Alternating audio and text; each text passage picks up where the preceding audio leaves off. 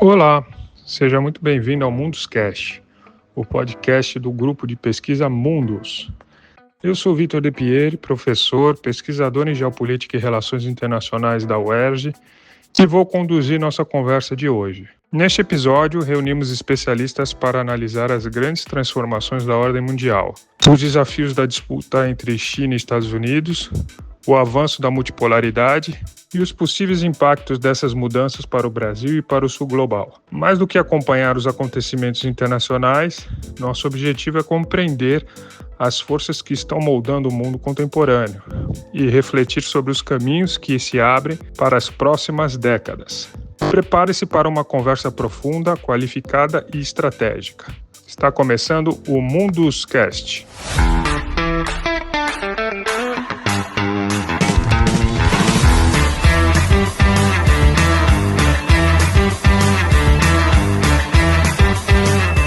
Tudo bem, pessoal? Estamos aqui hoje com duas pessoas que eu sou muito fã, né? São dois geógrafos super importantes, que se destacaram muito, principalmente na área de geopolítica. Temos aqui o professor André Martin, né? Professor titular do Departamento de Geografia da USP. Ele é formulador da teoria do meridionalismo. A gente vai conversar um pouco sobre ela também hoje. E temos aqui o grande Elia Jabbour, que é professor associado aqui da Faculdade de Ciências Econômicas da UERJ, né, do Programa de Pós-Graduação em Ciências Econômicas e Relações Internacionais. Ele atuou como consultor sênior da presidência, né, no Banco dos BRICS, em Xangai, é especialista em economia política e planejamento econômico, né, e escreveu duas obras que são super importantes na área principalmente sobre a China, né, que foram premiadas, inclusive, Socialismo com características chinesas e Nova Economia do Projeto, né? Então é isso. Bem-vindos ao Munduscast, aos Estudos de Geog. É um prazer imenso ter vocês aqui. E eu vou começar já com uma pergunta para os dois, rapidamente, né? Se vocês tivessem que explicar para uma pessoa comum, em uma frase, o que está acontecendo com a ordem internacional hoje, o que vocês diriam? A pergunta é difícil, deixa eu pensar só um pouquinho, mas eu acho que tem uma coisa que é quase consenso: a crise da ordem de alta. Isso eu acho que todo mundo pode reconhecer. Então, o mundo que saiu da Segunda Guerra Mundial não existe mais. O que a gente não tem certeza é o que está sendo posto no lugar. Então, eu tenho a impressão que é isso. Há uma crise terminal da ordem de 45 e a gente não sabe o que vai pôr no lugar. Eu acho que é um processo histórico em que o velho já deu sinais de incapacidade de entregar novas possibilidades e o novo ainda não se afirmou, né? E nesse ínterim aí tem um chamado caos sistêmico, que o pessoal gosta de falar, que é o que nós vivemos hoje, né? O mundo de cabeça para baixo. O país que criou as regras de convivência internacional desde alta, por exemplo, é o país que rasga essas regras, né? Então, por exemplo, aos Estados Unidos não interessa mais livre mercado, não interessa mais regras, né? E as necessidades imperialistas, por exemplo, fazem com que os Estados Unidos tendem cada vez mais a violência como uma forma de governar o mundo, né? Sabe? Ou seja, o caos enquanto forma de governar o mundo. Acho que é uma das características do mundo de hoje, né, André? Eu acho que essa é uma explicação mais ou menos, vamos dizer assim, né? Uhum. Tá certo. Vamos entrar para uma pergunta direta para o Elias, já emendando esse tema, né, mas apontando mais para a China. Você acha que a China está substituindo os Estados Unidos aí na ordem internacional? Como é que você vê essa questão aí? Eu acho que eu não gosto de falar nesses termos, né? Porque os chineses não gostam de falar nesses termos, porque o custo de ser o hegemon é muito alto. E o que pode aparecer no lugar é uma ordem multipolar, né? Que é uma ordem que é China, que é Rússia, que é Índia, que é Brasil, a depender de como as coisas andarem por aqui. Existe, por exemplo, cada vez mais uma unidade africana em andamento. Eu tive um encontro em São Petersburgo entre Rússia e África, por exemplo. Existe uma unidade africana hoje muito clara. Então, se caminha para uma ordem multipolar. O que existe, eu acho, é que fala-se muito em fim da globalização, né? Então, o mundo vive uma desglobalização. Sim e não. Sim, porque essa globalização financeira liderada pela finança americana, ela acabou. Como já disse aqui, deixou entender o mestre aqui, né? E a outra é que existe, na minha opinião, uma outra globalização acontecendo, e essa sim capitaneada aqui pela China, que é uma globalização inclusiva, baseada em investimentos produtivos, baseada em meios de pagamento que passem por fora do dólar, por exemplo, essa discussão em torno do PIX brasileiro, por exemplo, tem relação direta com isso, porque se houver uma integração entre o PIX brasileiro com o PIX indiano, o PIX chinês, esses países vão poder fazer comércio sem passar pelo dólar, né? E também a nova rota da seda, que é a integração do mundo via infraestruturas criadas pela China e via tendências que a China cria ao virar uma exportadora de bens públicos, né, para integrar o mundo fisicamente e não do ponto de vista da finança. Então, existe uma outra globalização sendo gerada, enquanto outra está praticamente proscrita, né? Perfeito. André, emendando também com o tema que o Elias falou aí, a gente pensa no mundo, né, hoje em dia, todos esses cenários geopolíticos. Você acha que a geopolítica clássica ela ainda explica o mundo hoje? Em parte sim, né? Em parte não. Então vamos voltar. Quando o Mackinder identificou a fortaleza terrestre na Eurásia, né, esse grande espaço, que ele chamou de fortaleza terrestre porque é protegido de invasões do poder marítimo, eu acho que isso ainda está de pé.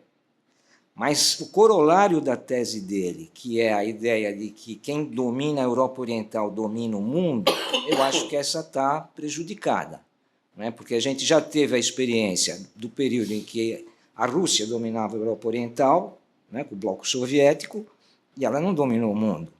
E agora são os Estados Unidos que estão dominando a Europa Oriental, e a gente está vendo o encalacro na Ucrânia, não vai conseguir dominar o mundo a partir dali. Então, eu na minha leitura, eu vejo que o Mackinder ainda está de pé, as teses principais, tanto do Hartzell, né, com a ideia de espaço e posição para análise geopolítica, eu acho que está correta, e o Mackinder com a ideia da fortaleza terrestre. Acho que essas duas ideias centrais ainda estão de pé, mas as coisas mudam, né? E o Spikeman não está atualizado, não? O Spikeman foi contra, né, a ideia do Mackinder, dizendo justamente que não era necessário dominar o Heartland para dominar o mundo. E aí ele falou da franja, da borda, né, que é exatamente a área onde a placa continental e a placa marítima se encontram. Bom, quem faz parte disso? Europa, China e Índia. Mas os três não se juntam. Então eu acho que o Spikeman, naquele momento, ele errou, porque o Mackinder estava mais correto. Então vamos colocar de novo a questão. O Mackinder terminou a Segunda Guerra falando o seguinte, escrevendo em 47: a paz mundial vai depender da cooperação entre Rússia e Estados Unidos para conter a Alemanha. E o Spikeman já era o contrário, ele já queria a contenção da Rússia, né? No sentido de evitar a expansão do comunismo. Então foram duas teses diferentes. Eu acho que o Spikeman acertou em parte, porque justamente ele mostrou isso, né? Essa coisa da Europa Oriental não era tão decisivo quanto o Mackinder pensava, mas eu acho que ele errou por imaginar que fosse possível uma união de todo o chamado Ringland, que ele chamava, né? Então acho que isso daí não funciona, né? Então eu ainda continuo mais com o Mackinder. Boa, boa. Isso aí dá para a gente ter um programa só sobre esse tema. Vamos lá, uma pergunta para os dois aí, começando pelo Elias. Os Estados Unidos estão em declínio? Deixa eu deixar bem claro aqui que eu tenho que tomar cuidado com o que eu falo aqui, porque eu estou do lado de um... O André é um dos maiores intelectuais do mundo, né? Do ponto de vista da geopolítica, dessa dinâmica internacional, né? Então, eu tenho que tomar muito cuidado aqui com o que eu falo, porque eu estou diante de uma figura que teve banca de TGI, de mestrado, enfim, então tomar muito cuidado, né? E é um declínio relativo, porque nós temos que tomar cuidado com essa história de declínio, né, de jogar tinta nisso. Por quê? Primeiro porque o fato é até um declínio, isso é objetivo, só que não é um declínio absoluto. Então, até que, por exemplo, hoje, aí, um diálogo com o André, com você mesmo, eu acredito que os Estados Unidos eles são tão fortes e têm ainda tanta capacidade de ditar os destinos do elo débil do imperialismo, ou seja, América Latina, que hoje, por exemplo, Venezuela, Cuba, Brasil de Lula, Colômbia, ou faz uma Brest-Litovsk com os Estados Unidos, ou não sobrevive. Esse é o fato, né? Esse é um fato objetivo. Então, sim, está em declínio, ou seja, a China, a Rússia, a Índia, a Indonésia, que virou um país hiperindustrializado.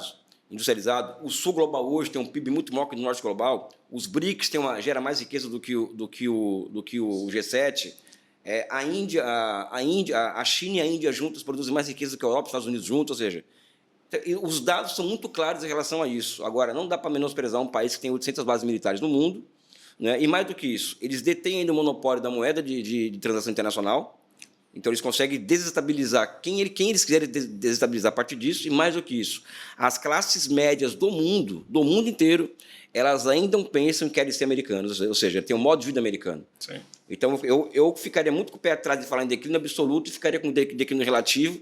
E na América Latina, eu acho que estamos num momento meio que Brest-Litovsk, em que acordos infames vão ter que ser feitos com os Estados Unidos, em alguma medida, para que experiências progressistas continuem em pé. Né? Não sei se estou com a razão, se eu estou sendo exagerado nisso aí, mas veio muito isso na minha cabeça depois da captura do Maduro e da forma como os americanos estão tutelando na Venezuela. Né? E, na minha opinião, é algo muito semelhante a um acordo em que o Lenin entregou metade do território russo para a Alemanha no pós-Primeira Guerra Mundial para não perder o poder. Né? Não sei se tem relação uma coisa com a outra, mas é um pouco isso. Né? Interessante. Eu acho que eu já vivi várias vezes o declínio do Império Americano, né? Então, quem tem mais de 70 anos, como é o meu caso, deve se lembrar disso. Depois da Revolução Cubana, parecia que o imperialismo ia cair na América Latina toda, né? Aí depois, mais para frente, os Estados Unidos teve outra crise séria com a derrota do Vietnã. Logo em seguida, eu me lembro muito bem, logo em seguida, o problema da Revolução Iraniana. Então termina a década de 70, eu estava no movimento estudantil naquela época e a gente achava que era o declínio do Império Americano, estávamos torcendo para isso. O que aconteceu? Eles deram a volta por cima com o neoliberalismo, né? E escantearam o Japão depois, que era a potência que estava em alta. Então, eles têm, acho que o Elias tem razão, eles têm ainda muito poder. Né? Para começar, a gente é da geografia, o território norte-americano é fantástico. Né? Se tem alguém que é gigante pela própria natureza, não é o Brasil, são os Estados Unidos. Né? Eles têm tudo em grande quantidade. Né? Nós não tivemos, por exemplo, o carvão para impulsionar a nossa indústria. Eles tiveram carvão e ferro do lado, tudo perto. Os grandes lagos, o Mississippi, ou seja, petróleo. Ou seja, os Estados Unidos é de tirar o chapéu. Sim, mas as terras raras nós temos, eles aparentemente não, né? É verdade, essa é uma novidade que começa a colocar alguns problemas também para eles. Eles não têm tudo. Sim. Né? E como eles próprios dizem, são um país viciado em petróleo, né?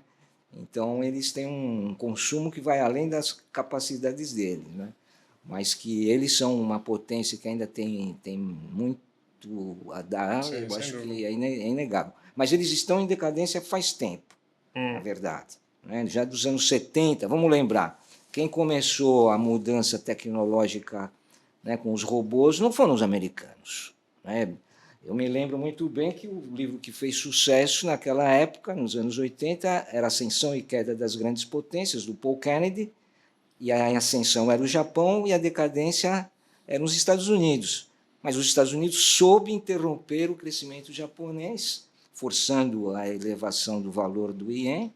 Eles começaram a perder mercados exteriores, teve a reação americana com os carrões de novo, e eles deram a volta por cima e tiraram o Japão de uma ameaça que era real. Agora é a China não é o Japão.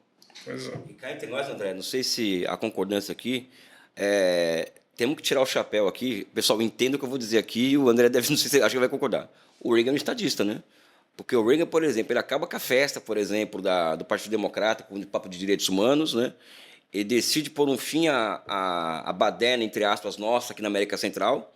Ele acaba com a contra-revolução, ele implanta uma contra-revolução mundial, ou seja, os movimentos de libertação nacional na África, América Latina foram todos destronados. Ele impede o avanço soviético, né, geopolítico soviético na África, que é interessante, né? A União Soviética estava em decadência econômica, na década de 70 já estava entrando numa decadência, mas geopoliticamente estava não ofensivo. Eles impedem isso.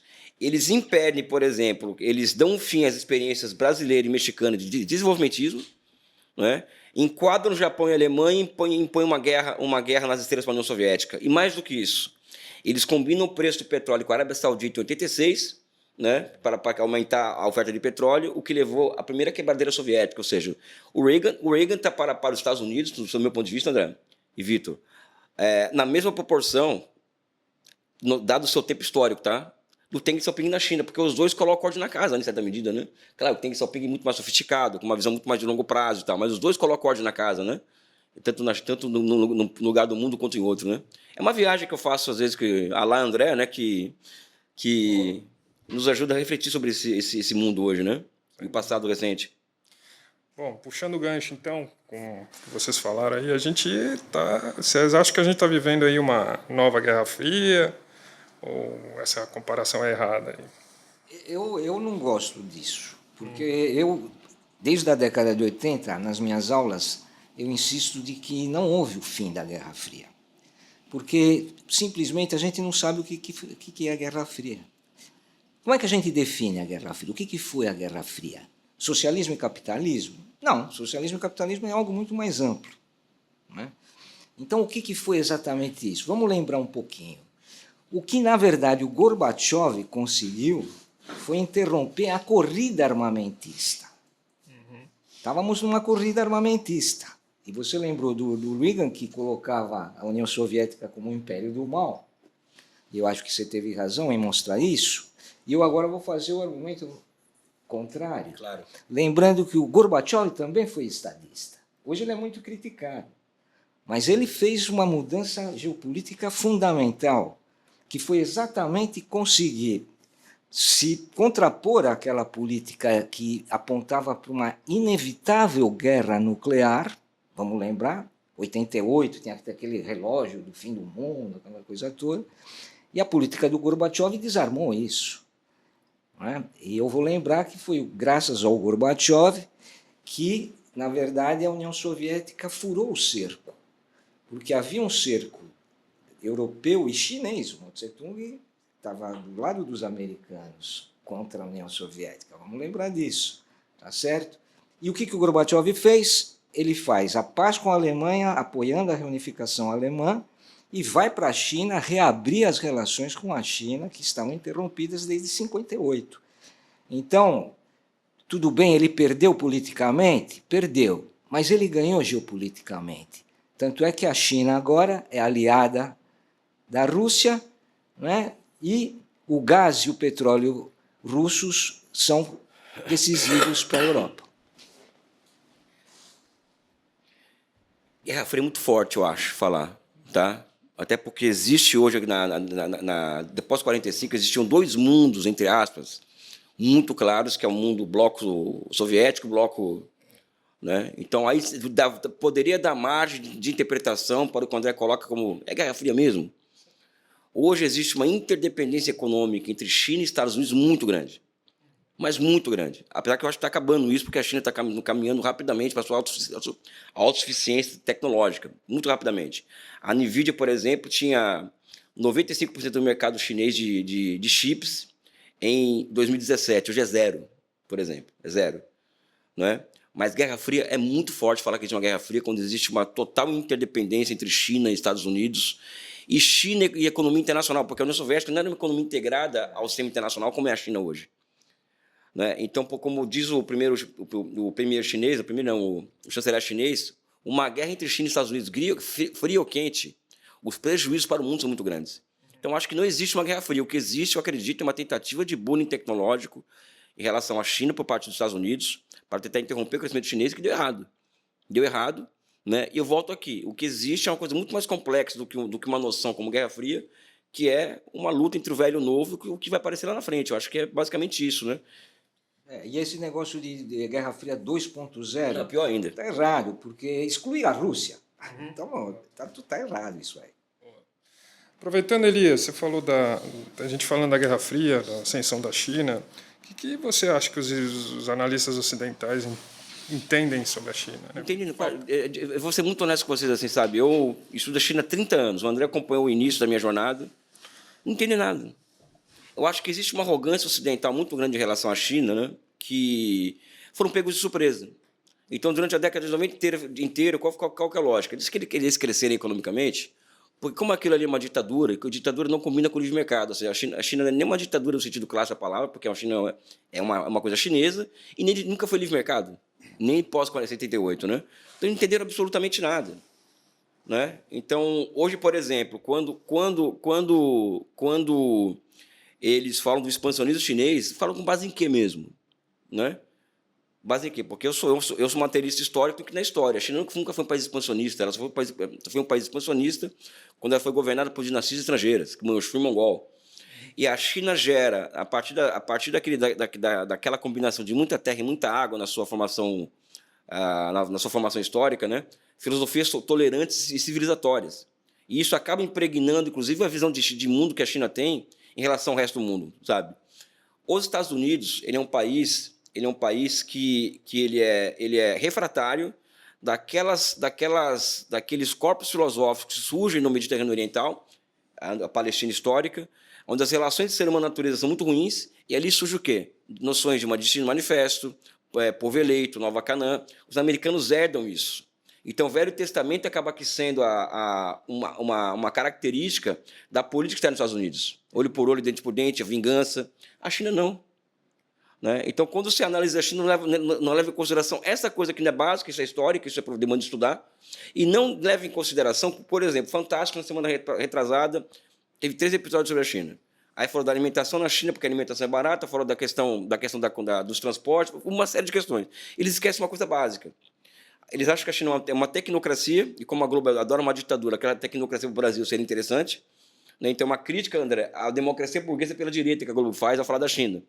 Né? Só que o fundamental é o seguinte, é que essas transformações só acontecem na China por quê? Porque existe a grande propriedade social dos meios de produção na indústria e no sistema financeiro. Será que a Globo topa, por exemplo, estatizar o que há de fundamental na nossa economia? Bancos. E os bancos, por exemplo, será que ela topa? Será que a Globo topa estatizar a terra? Porque sem a terra sendo estatizada, não gera renda da terra. Isso possibilita com que haja grandes capacidade de intervenção do Estado sobre o território. Será que a Globo está interessada nisso? Não. Mas sabe quem entendeu a China? O Trump. Eu acho o Trump uma figura mais inteligente do que a gente imagina. Eu não sei qual é a sua opinião, André. O Trump falou assim, como a gente tem que procurar entender como que um sistema que nós falamos lá atrás, que funcionava muito pior que o nosso, ou não funcionava, e está entregando para o seu povo, por exemplo, mais capacidades de futuro do que o nosso. O Trump admitiu isso. E a a Hillary Clinton, né, ela colocou o seguinte, competir com a China é impossível, que eu acho, André, também, sempre constando aqui, André, a Hillary Clinton é uma das mentes mais brilhantes do imperialismo, tá, na minha opinião, uma das mentes mais brilhantes do imperialismo. Ela falou, não tem como competir com a China, a não ser que nós socializemos os meios de produção. Ou seja, então os analistas da China não entenderam sobre a China, não entenderam absolutamente nada. Algumas figuras no Império entenderam, e uma figura que eu ando prestando muita atenção no que ele fala, no que ele escreve, é o Marco Rubio.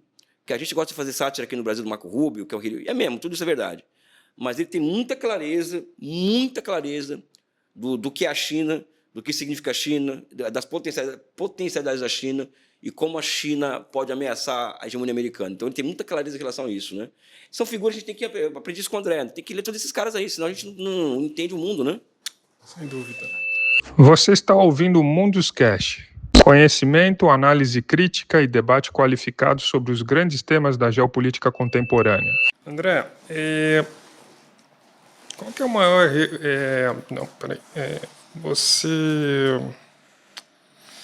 Esses conflitos, a gente vai entrar agora num debate sobre os conflitos contemporâneos da Ucrânia, da Irã e Taiwan, né? Esses conflitos, eles são independentes ou eles fazem parte de uma mesma lógica, disputa global? O que você acha? Na minha leitura, nós estamos vivendo justamente o risco de estarmos dentro já de uma guerra mundial, porque exatamente são duas frentes de um mesmo conflito. Né? E vamos lembrar, eu tenho falado isso, vejam bem, na Segunda Guerra Mundial, como é que é? Ela começa na Europa, então você tem uma frente europeia, não é? Aí os alemães precisam de petróleo, abre uma frente no Oriente Médio, né? Os ingleses estão lá resistindo, né? As coisas não se resolvem, abre-se uma terceira frente no Extremo Oriente, com o Japão atacando os Estados Unidos pelo mesmo motivo, né? Porque os Estados Unidos impediam o acesso do Japão ao petróleo, da Indonésia no caso. Então, vejam, nós já começamos com um conflito muito sério, que já vai fazer 4 anos, né? Na Europa, abrimos um outro conflito no Oriente Médio, só falta a terceira frente. E lembro a todos, uma guerra nunca começa mundial, ela vai se tornando mundial. Esse é o perigo do momento que a gente está vivendo, na minha opinião. Bom, dentro dessa sua lógica aí, tem algum conflito aí que você acha que pode provocar essa guerra mundial aí, mas... Eu acho que justamente aqui eu vou pedir o socorro do Elias, porque ele conhece bem melhor do que eu a questão chinesa. Não é? Você falou, os chineses não são muito expansionistas, mas eles estão construindo aquelas ilhas artificiais no mar da China Meridional, que desafia Vietnã, Filipinas, Indonésia. E os Estados Unidos estão construindo um bloco, Filipinas, Indonésia e tudo mais, para conter a China exatamente ali. E tem o problema de Taiwan. A questão chave é Taiwan, né? Então, eu vejo que ali é um risco sério da coisa degringolar. Mas a gente confia na paciência dos chineses. Não sei o que... Não, acho que é isso mesmo. Eu acho que essa questão das ilhas artificiais ela é muito mais uma resposta à expansão das bases militares dos Estados Unidos na região do que outra coisa, né? Do que uma ameaça chinesa, Filipinas, a Vietnã. Até porque a tendência, por exemplo, da relação da China com a Vietnã é de estabilização, não é? A relação da China com a Filipinas é de estabilização. Até porque é que está a questão. A interdependência econômica é muito grande. E Taiwan, o que acontece, né? Eles estão observando a Ucrânia e estão observando a incapacidade dos Estados Unidos, né, em ajudar, entre aspas, a Ucrânia. E mais do que isso, a guerra do Irã e a devastação que o Irã incorreu sobre as bases militares dos Estados Unidos no Oriente Médio demonstrou o seguinte: olha, os americanos são incapazes de proteger aqueles países do Oriente Médio que eles juraram proteger. Então, eles também não vão nos proteger. E isso tem gerado uma virada na opinião pública em Taiwan em relação à China. Tanto é que a líder da oposição, aliás, a líder do Kuomintang foi a China, contra a vontade do governo taiwanês, não é? E disse claramente isso lá durante a conversa com o Xi Jinping: olha, os americanos não têm condições de nos proteger, né? Então, o que vai acontecer, sob o meu ponto de vista? Eu acho que eu não acho que a guerra é inevitável naquela região. Eu acho que o que existe é uma tendência à manutenção do status quo. O que é? O Taiwan continua sendo como ela é hoje, por 200 anos, 200 anos para os chineses é nada, só não anuncia independência. O resto pode fazer moeda, pode ter seu exército, pode ter o que você quiser, só não anuncia independência. E como os grandes capitais estadunidenses dependem do mercado chinês, a China vai ter para sempre uma moeda de troca dos Estados Unidos em relação ao que? A venda de armas para Taiwan. Tanto é que o Xi Jinping está rolando as demandas do Trump, que o Trump ficou muito magnata para a China, ao mesmo tempo que ele conseguiu que Trump suspendesse a venda de 15 bilhões de dólares em armas para Taiwan. Tá? Então, isso é uma mudança de sinal de mudança é um sinal de mudança de tempo, sob o meu ponto de vista. Ele pode estar sendo ingênuo, posso estar sendo super ingênuo, o professor André pode falar que eu estou sendo ingênuo, eu vou aceitar que ele fale isso, porque ele entende do assunto, mas eu não vejo hoje, e nos próximos anos, uma possibilidade de uma guerra acontecer ali, porque existe uma mudança clara na opinião pública de Taiwan, né? Eles perceberam que o fato dos americanos serem incapazes de proteger Omã, Bahrein, Arábia Saudita, dos ataques iranianos às bases militares ali, ficou muito claro para eles que eles não têm para onde correr, a não ser ter uma relação tácita com a China de não declarar a independência. Porque é isso que interessa para a China hoje. A China não quer reunificar com o Taiwan nos termos dela hoje, não tem esse interesse, ela não quer esse conflito. Se manter o status quo atual como ele está hoje, para o chinês já está ótimo. Só não declara independência, está tudo certo. O resto pode gritar, pode xingar, pode fazer o que vocês bem entendem, só não declara independência. Eu acho que é um acordo razoável para a população de Taiwan, né? A China é a ideia de um país, 2 sistemas. É exatamente isso. O modelo chinês. Agora, vou lembrar uma coisa. Os americanos, por outro lado, né, intelectuais americanos, como Joseph Nye, por exemplo, eles têm previsto a guerra contra a China como inevitável. Tem esse outro lado da medalha, porque eles acham que justamente vai haver uma disputa por hegemon, né, que é o que ele mencionou, que os chineses não gostam tanto desse conceito, mas os americanos amam esse conceito, né? Então, eles talvez ainda tenham essa possibilidade. Mas uma das coisas que eles estão fazendo para medir até onde vai isso é o número de navios que cada país consegue colocar no mar, navios de guerra. E a China passou muito a capacidade industrial naval americana nos últimos anos, e a própria Marinha Americana está começando a achar que uma guerra com a China não é uma boa ideia. A China tem sido um excelente observador do sistema internacional, né? Bom, eu queria só, para não deixar passar antes de entrar no Brasil, André, me explica um pouco essa sua teoria do meridionalismo aí. Então, olha, o que eu pensei foi que, justamente, como no Norte, a luta leste-oeste, que é bem antiga, né, desde a Segunda Guerra Mundial, ela não terminou, então qual é o problema? Eu até faço uma mímica aqui. Vejam bem, se tem esse choque leste-oeste, e a Europa Oriental é o lugar onde isso está evidente, o que acontece? Ora, para os países eurasianos, China e Rússia em especial, interessaria o quê? Interessaria ter o Sul a seu favor para ganhar força para derrotar o Oeste. O Oeste, o que gostaria? A mesma coisa, não é? De ter todo o apoio do Sul, para ter as matérias-primas e os mercados do Sul, para ganhar força para poder derrotar. E nesse jogo, o Sul fica só assistindo. Ora, se o Sul não se tornar sujeito da história, nós vamos ser retalhados outra vez, como já aconteceu nas outras vezes, na Primeira e na Segunda Guerra Mundial. Então é por isso que eu digo, não, há uma chance de Brasil e Índia fazerem um eixo meridional do Sul, né? Prefiro do que Sul global, que é muito instável esse conceito. Então esse mundo meridional, o que é esse mundo meridional? É o mundo que sofreu a colonização dos europeus e que não se libertou completamente do imperialismo. Ainda falta um pouco para a gente conseguir se libertar do imperialismo e conquistar a verdadeira soberania nacional. Então, como hoje tem um conflito, né, dos globalistas contra a soberania nacional dos povos, atingindo principalmente o Sul, né, para a gente não ser objeto de retaliação, nós temos que nos unir.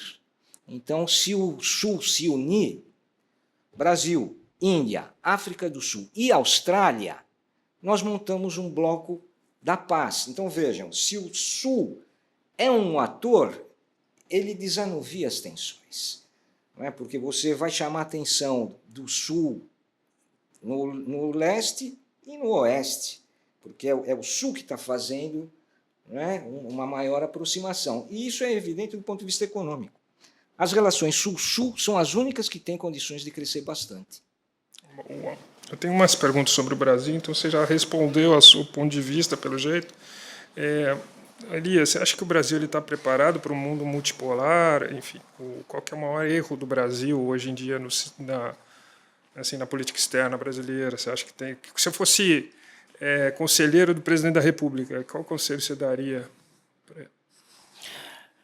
Eu sou muito crítico, desde que eu trabalhei no Banco dos BRICS, eu aprofundei essa minha visão sobre Itamaraty. O Itamaraty ele é um cavalo de Troia tão grande quanto o Banco Central hoje, né?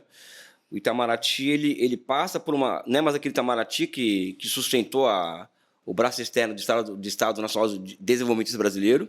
Na década de 90, ele passa por uma reforma em que ele se atlantiza, vamos dizer assim, não sei se é o termo correto, né? E não mudou até hoje. Né? Então, acho que o Lula deveria ouvir menos de Itamaraty e mais, vamos dizer assim, buscar na sociedade brasileira, quais são os nossos verdadeiros interesses estratégicos para fora. E eu acredito que, aliás, eu não acredito muito nessa coisa interna e externa, acho que isso é uma totalidade, a falta de um projeto nacional brasileiro, né? Isso nos impede de ter uma relação estratégica com a China, por exemplo. Né? Então, se nós tivéssemos um projeto nacional de desenvolvimento com base na reindustrialização, nós saberíamos, por exemplo, que nós iríamos querer com a China, com a Índia, com a Rússia. Ou seja, a China exporta tendência a exportar bens públicos, então tem que aproveitar essa tendência para nos reindustrializar, fechando acordos que nem sempre demora 1 ou 2 meses para se fechar, assim, anos. Eu lembro que o acordo Irã e China, em 2021, demorou 5 anos para sair do papel, para ser assinado, 5 anos. Então, o Brasil vai ter que sentar nessa negociação com os chineses para tratar do papel da China, a nossa industrialização, e é uma discussão de longo prazo, não é uma discussão fácil de ser feita, mesma coisa com a Índia e mesma coisa com a Rússia. A questão não é, do meu ponto de vista, o problema das relações exteriores brasileiras. Eu acho que o que existe é um problema de falta de projeto nacional no Brasil, falta de uma nova maioria política que aponte o futuro do país baseado no processo de reindustrialização, e que esse processo entregue possibilidade do Brasil se reinventar perante si mesmo, perante o mundo, do que um problema de política externa. Ou seja, um problema muito mais de rumo que nós não temos do que uma outra coisa. Né? Eu penso dessa forma. Né? O livre comércio com a Europa é um exemplo disso, né? Um erro estratégico da industrialização brasileira. E eu estou de acordo. Veja, a China está fazendo 5.000 quilômetros de trens rápidos, de linha de trens rápidos, por ano. Eles já estão com 50.000 quilômetros de trens rápidos. É brincadeira. Aqui, quanto que a gente tem? Nenhum. Então, eu acho que o que está faltando para o Brasil é isso, definir claramente qual será a plataforma da reindustrialização do país. E, na minha opinião, é o trem rápido. Boa. Agora, para fechar, a gente já conversou sobre vários elementos, né? Falamos sobre as questões internacionais mais relevantes no mundo hoje. Eu queria que vocês dois, começando pelo professor André, qual livro todo brasileiro deveria ler para entender o mundo? Olha, atualmente eu estou lendo do Muniz Bandeira sobre a nova ordem mundial. Acho que é um livro muito importante, é um calhamaço, e ele descreve com muito detalhe, com muita minúcia. Ele faleceu recentemente, mas ele chega a pegar a crise na Ucrânia, né? Então eu acho que é um livro importante agora para todo mundo, o nosso querido Muniz Bandeira. Você... Fala a mesma coisa. Muniz Bandeira. Porque é um autor que... Hoje você pega uma tese de doutorado, muitas vezes você só vê citações de autores estrangeiros, né?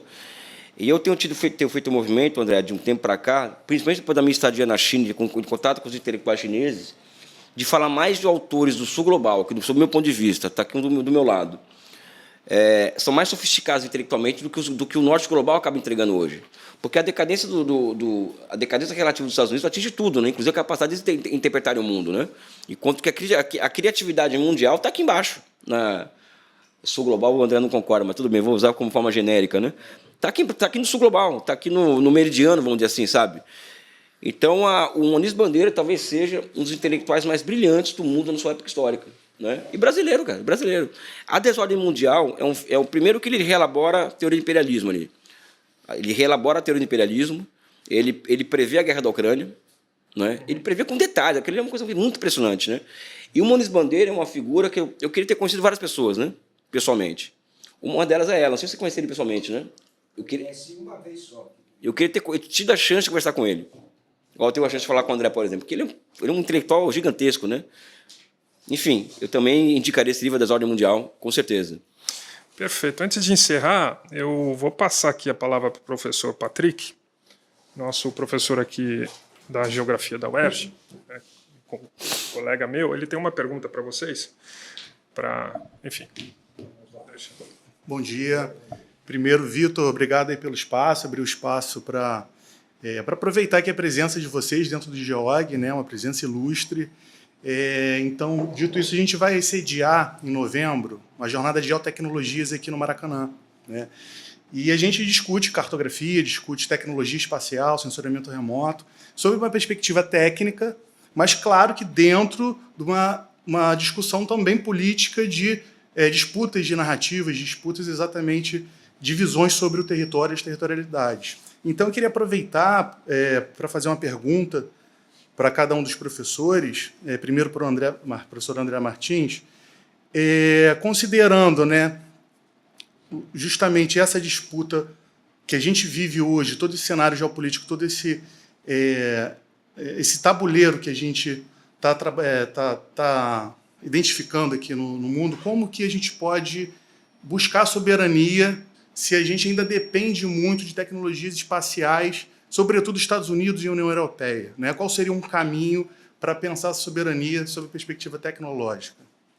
Olha, pergunta boa e difícil para mim, mas eu lembro o seguinte, o velho Engels, ele escreveu em 1850 que soberania naquelas condições era ter capacidade de produzir máquinas. Que os países que não alcançassem essa capacidade de criar um mercado interno para as próprias máquinas, né? Porque a novidade eram máquinas que produziam máquinas, imagina agora. Né? Então, eu tenho ouvido falar muito sobre esse novo tema da soberania, que é a soberania de dados, né? A soberania da informática e tudo mais, e que é complexo. Né? E eu acho que, justamente por conta de ter que ter satélites, né? Essa sofisticação toda, o Brasil é uma das poucas potências que tem condições disso, pelo tamanho e pelo volume da população, né? Porque para ter satélite você tem que ter uma população grande. Então, eu acho que o Brasil tem condições e tem competência técnica para se desenvolver aí.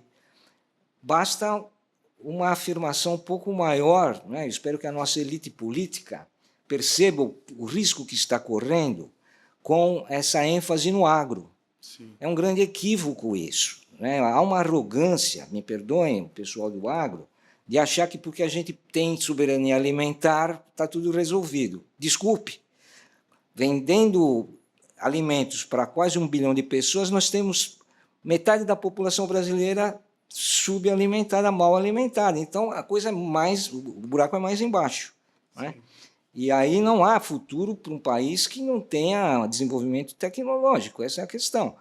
Então, hoje, acho que está bem claro, e a gente tem capacidade para responder a esses desafios. Eu acho que a gente tem massa crítica para isso. Mas basta ter uma decisão política mais firme. Não, é muito interessante que a gente vê um caminho sendo desenvolvido de forma muito consistente, né, pelo Instituto Nacional de Pesquisas Espaciais, mas que, às vezes, a gente enfrenta algumas descontinuidades de programas, inclusive do Programa Espacial Brasileiro, muito vinculado não a um programa de Estado, mas a de governos. Né? Então, a gente sofreu um impacto muito grande no governo passado, né, e a gente acaba perdendo o ritmo, né, e cada vez é mais urgente essa soberania, né, professor? Aproveitando, fazendo uma pergunta para o professor Elias Jabbour, de que forma, né, a gente tem essas parcerias Sul-Sul, Brasil-China muito bem consolidadas, inclusive no desenvolvimento de satélites como o CIBERS, né? E como que a gente conseguiria, na sua visão, professor, seguir um caminho próprio brasileiro em um futuro breve, com parcerias, mas também um DNA 100% brasileiro, para buscar, de fato, essa soberania que a gente tanto espera? Bem, o Brasil tem um problema político muito claro, né? E esse problema político passa no imediato, indo para a prática, em reeleger o Lula esse ano. Porque não é uma eleição PT e PSDB como antigamente, é uma eleição entre Lula e seus aliados heterodoxos, né? Tem de tudo, né? Com a gente, né? Contra uma ameaça neocolonial e anticivilizatória. Em meio a esse processo, nós temos que ter capacidade de juntar a capacidade desse país pensar, por isso que o André está aqui no Rio hoje, inclusive, e pensar um projeto nacional. Ou seja, onde nós queremos chegar? E quando eu falo em projeto nacional, isso também é uma coisa muito ampla. Né? O que é projeto nacional? O que é isso? Eu acho que nós temos que, lá o que ele colocou sobre o Engels, por exemplo, esse país precisa se reindustrializar. Eu passei 1 ano e 7 meses no Banco dos BRICS, então eu tive contato, do meu jeito particular, com o poder político real no mundo. Ninguém leva a sério o país que não tem indústria, ninguém leva a sério o país que não tem capacidade de defesa, ninguém leva a sério o país que não tem capacidade de financiar investimentos de bilhões de dólares em infraestruturas, de financiar importação e exportação, ou seja, ninguém leva a sério. Soft power não existe. Isso é uma invenção liberal, soft power, isso não existe. Então, se o Brasil não se reencontrar consigo mesmo, né, e chegarmos a uma conclusão de que nós temos que nos reindustrializar para poder nos colocar diante de nós mesmos e diante do mundo, tudo isso que você está colocando aqui é uma mera suposição, um mero desejo. Né? E, para isso, nós temos que contar com uma outra maioria política. Então, a eleição do Lula, por exemplo, e como é o último mandato dele, ele acaba se retirando da cena política. O Lula, que é uma figura que está há 50 anos no cenário e que nos influencia, e que mexe com o nosso emocional para o bem e para o mal, ele sai de cena. E abre-se uma disputa dentro da esquerda brasileira de rumo, sob o meu ponto de vista. E eu acho que esse é o momento, por exemplo, que uma esquerda com uma cara nacionalista, uma cara desenvolvimentista, uma cara patriótica, até porque eu não posso ser solidário à Palestina sem amar profundamente o meu país, não é?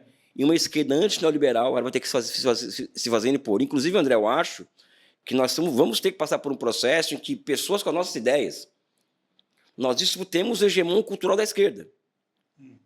Ou seja, uma esquerda nacionalista, uma esquerda desenvolvimentista, uma esquerda patriótica, uma esquerda anti-neoliberal, e que aponte, evidentemente, para o socialismo. Aqui ninguém aqui vai ficar escondendo o que pensa do mundo, não, entendeu? Então, acho que o pós-Lula guarda condições para pensarmos nesses temas do país, e mesmo durante o próximo mandato dele, se ele for eleito, acho que ele vai ser eleito, aí sim, isso você coloca, entra como parte de um todo que envolve a nossa soberania digital, nossa soberania de dados. Por exemplo, o Brasil não pode, por exemplo, não ter Big Tech nacional.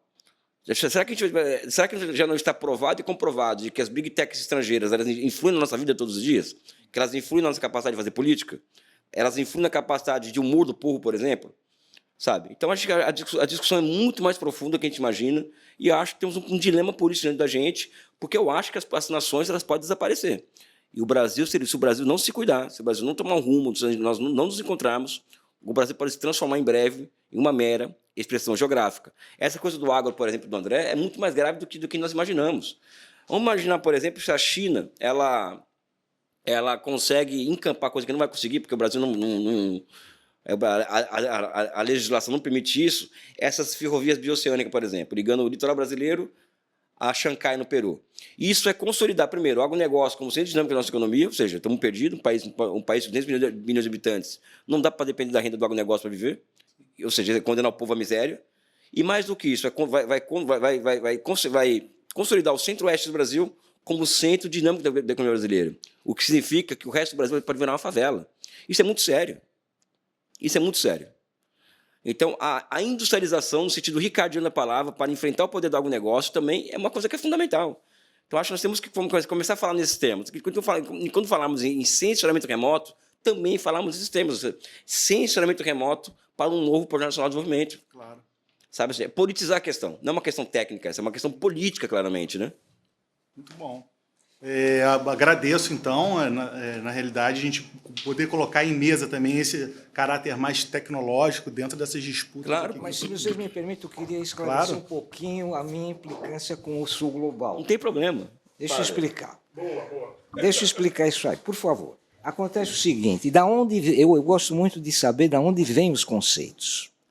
Então, fui procurar, de onde veio o Sul Global? Sabe de onde veio o Sul Global? O Sul Global veio de um jornal católico norte-americano, em que o autor estava descrevendo a Guerra do Vietnã.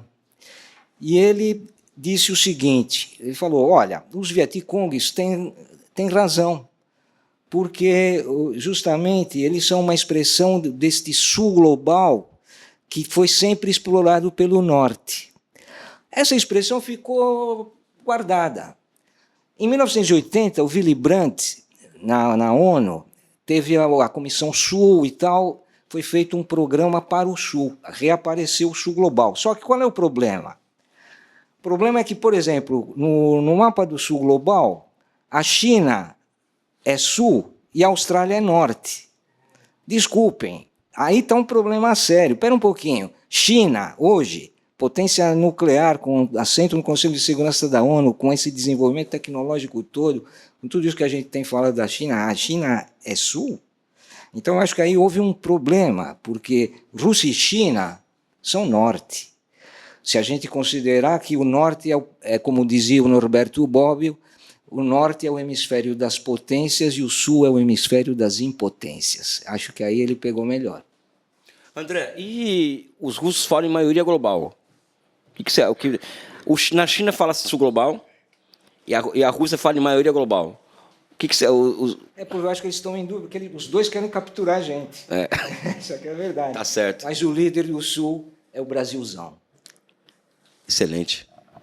Perfeito, gente. Obrigado aí mais uma vez. É uma honra enorme ter vocês dois aqui, dois dos geógrafos que eu mais admiro, né, na atualidade, sempre, enfim. E obrigado. Acho que o Patrick quer dar um recado, né?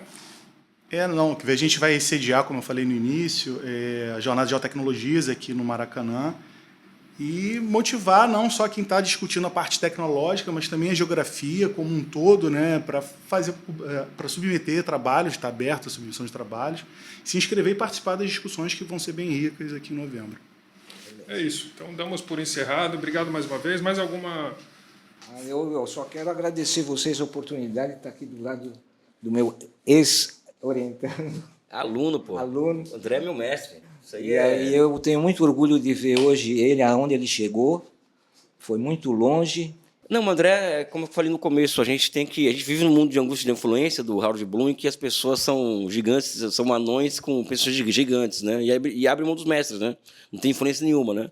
O André, ele cumpriu um papel muito grande para mim, porque o curso de geografia já estava em um momento de pós-modernidade, globalização como fim em si mesmo, né? E o André foi a primeira pessoa, porque eu tive aula primeiro com ele e com o Armênia, que foi meu orientador, né? Sabe? Que tirou um pouco da confusão da minha mente, que tinha 18 anos de idade, 19, né? 17, 18, 19. Então, o André tem um papel fundamental na minha vida, eu gosto muito de reconhecer isso nele. Enfim, estou muito feliz de estar com ele, emocionado. Eu tomei muito cuidado aqui durante o podcast, porque de incorrer em algum problema categorial, conceitual, porque não é fácil falar dele, né? E eu acho que é esse respeito que a gente deve aos mais velhos, aprendi com os chineses, né? O respeito aos mais experientes, né? É isso. Então, obrigado mais uma vez. Você sabe, Elias, eu vejo o programa lá do sobrinho do André, o Vitor Del Vecchio, a conversa que ele tem com ele, o programa está, enfim, está viralizando aí na internet, né?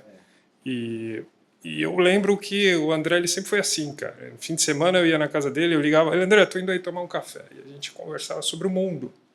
Enfim, numa simplicidade, enfim. A casa está aberta. E nesse aprofundamento que só ele tem. Obrigado. Valeu, gente. Obrigado, então. Valeu, gente. Obrigado. Chegamos ao final de mais um episódio do Munduscast. Hoje discutimos as transformações em curso na ordem internacional, os desafios da multipolaridade e o papel que diferentes países e regiões poderão desempenhar na construção do mundo das próximas décadas.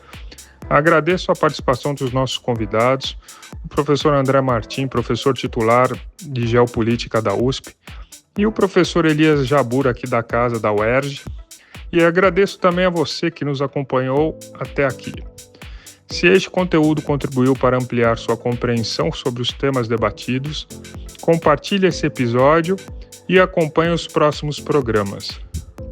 O mundo está mudando. A questão é, como essas transformações afetarão o Brasil e qual será o nosso lugar nesse novo cenário global. Este foi o Munduscast. Siga nossos canais e acompanhe as próximas análises sobre geopolítica, economia internacional e o futuro da ordem mundial.